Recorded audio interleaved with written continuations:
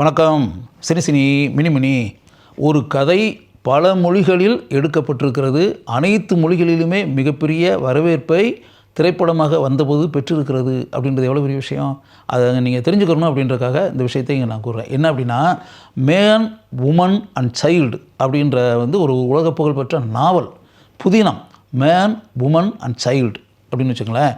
அந்த நாவல் புகழ்பெற்று உலகமெங்கும் இலக்கிய வாசகர்களால் விரும்பி படிக்கப்பட்டது. அந்த நாவலை எழுதியவர் எரிக் சீகல், உலக புகழ்பெற்ற எழுத்தாளர். அந்த நாவல் மேன் உமன் அண்ட் சைல்டு என்ற பெயரில் எழுதப்பட்ட அந்த நாவல் அதே பெயரில் ஹாலிவுட்டில் திரைப்படமாக எடுக்கப்பட்டது. மக்கள் அந்த திரைப்படத்திற்கு மிகப்பெரிய வரவேற்பை கொடுத்தார்கள். அங்கு வெற்றி பெற்ற பிறகு அந்த திரைப்படத்தை மையமாக வைத்து இந்தியில் ஷேகர் கபூர் ஒரு திரைப்படத்தை இயக்கினார். மசூம் என்று அந்த திரைப்படத்தினுடைய பெயர். மசூம் என்றால் இன்னசென்ஸ், அப்பாவி அப்படின்னு வச்சுக்கோங்க.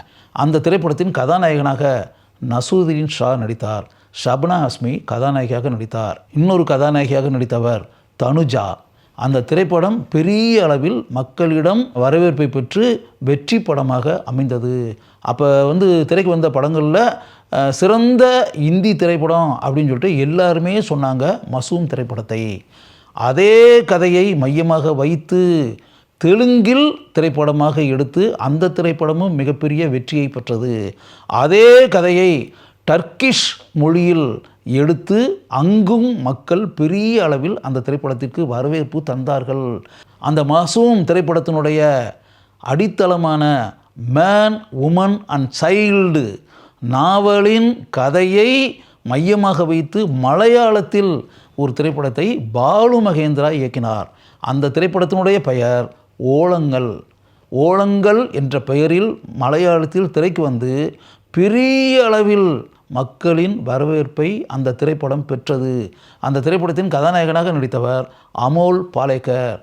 அவரின் மனைவியாக படத்தில் நடித்தவர் பூர்ணிமா ஜெயராமன். இப்போ பூர்ணிமா ஜெயராமன் பூர்ணிமா பாக்யராஜ். அப்போ பாக்யராஜனுடைய ஒய்ஃபாக பூர்ணிமா ஆகலை. ஆரம்ப காலத்தில் பூர்ணிமா ஜெயராமாக இருந்த காலகட்டத்தில் அவர் அந்த திரைப்படத்தின் கதாநாயகியாக நடித்தார்.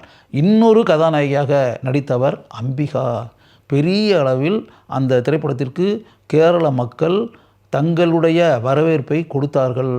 அதே கதையை தமிழில் ஸ்ரீதர் இயக்கினார். அந்த திரைப்படத்தினுடைய பெயர் ஒரு ஓடை நதியாகிறது. ரகுவரன் கதாநாயகனாக நடித்தார். சுமலதா கதாநாயகியாக நடித்தார். இன்னொரு கதாநாயகியாக நடித்தவர் மனோஜ் சித்ரா, டிஎஸ் பாலையாவின் மகள். மாறுபட்ட ஒரு கதைக்கருவை மையமாக வைத்து ஸ்ரீதர் இயக்கி இருக்கிறார் என்று அனைவரும் கூறினார்கள். பத்திரிகைகள் அந்த திரைப்படத்திற்கு அருமையாக விமர்சனம் எழுதியிருந்தன. அதே கதையை தமிழில் மீண்டும் எடுத்தார்கள். வி அழகப்பன் அந்த திரைப்படத்தை இயக்கினார். படத்தினுடைய பெயர் பூ பூவா பூத்திருக்கு. அந்த திரைப்படத்தின் கதாநாயகனாக நடித்தவர் பிரபு. பிரபுவின் மனைவியாக நடித்தவர் சரிதா. இன்னொரு மனைவியாக நடித்தவர் அமலா. அருமையான கதைக்கருவை கொண்ட திரைப்படம் அது. அந்தமானில் பல காட்சிகள் படமாக்கப்பட்டன. பிரபு சரிதா ரெண்டு பேருமே கணவன் மனைவியாக இப்போ வாழ்ந்துக்கிட்டு இருக்காங்க. வாழ்ந்துக்கிட்டு இருக்கக்கூடிய ஒரு சூழலில் வியாபார விஷயமாக அந்தமானுக்கு போகக்கூடிய பிரபு அங்கு ஒரு இளம்பெண்ணை சந்திக்க வேண்டிய நிலை உண்டாகிறது. அந்த இளம்பெண் கதாபாத்திரத்தில் நடித்தவர் அமலா.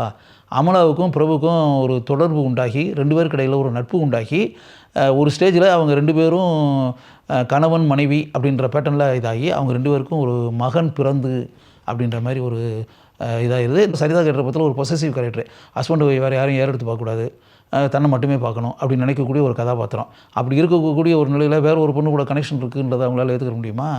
அதனால் அந்த விஷயம் யாருக்குமே தெரியாது. ஆனால் ஒரு ஸ்டேஜுக்கு பிறகு என்னதுன்னா, அமலை ஒரு விபத்தில் இதாகி போய் அவங்க இறந்துருவாங்க. இறந்தவுடனே ஒரு மகன், பிரபுக்கு பிறந்த மகன் தான், பிரபுக்கும் அமலாவுக்கு பிறந்த பையன். அந்த மகனை இப்போ என்ன செய்ய முடியும்? இந்த வீட்டுக்கு கொண்டு வர முடியுமா? அதை தனக்கு பிறந்த மகனையே அங்கே ஒரு மனோரமாவனுடைய கேர் ஆஃபில் ஒரு பள்ளிக்கூடத்தில் படிக்க வச்சு அப்படின்ற மாதிரி ஒரு மேட்ரு நடந்துக்கிட்டு இருக்கும்.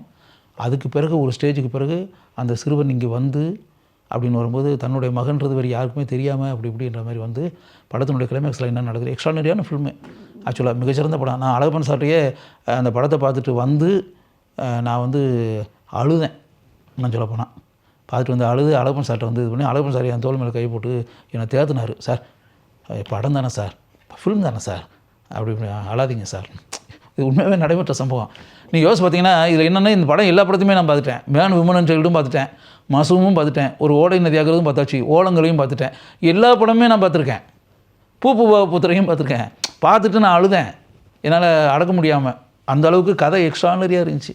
மிகச்சிறந்த படம். இது அழகப்பன் சார் டைரக்ட் பண்ணி அந்த படத்துக்கு டி ராஜேந்தர் மியூசிக் பண்ணார்.